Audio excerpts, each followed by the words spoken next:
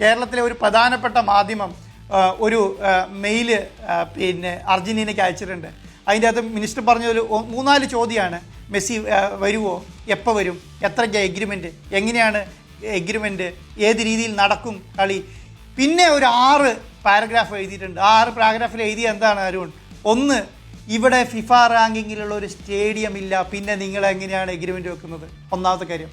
രണ്ടാമത്തെ കാര്യം, ഇവിടെ ഒരു ഹോട്ടൽ പോലും നല്ലതില്ല ഈ ഇത്രയും വലിയ ടീമിന് കളിക്കാൻ വേണ്ടിയിട്ട്, അതെങ്ങനെ കേരളത്തിൽ നടത്തുമെന്ന് ചോദിക്കുന്നു.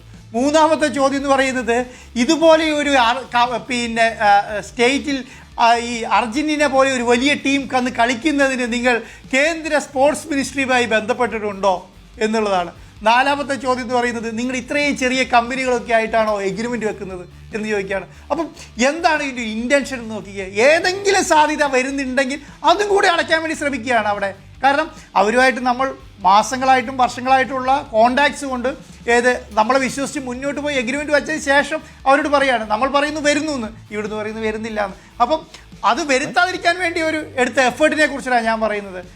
ഇതുകൊണ്ട് നമുക്കൊരു വാശി കൂടി എന്നുള്ളതാണ്. നമ്മൾ സത്യം പറഞ്ഞിട്ടുണ്ടെങ്കിൽ ഇത്രയും എഫേർട്ട് ഇതിന് മുമ്പ് എടുത്തില്ല. കഴിഞ്ഞ ഒരു 20 ദിവസമായിട്ട് എടുത്ത എഫേർട്ട്.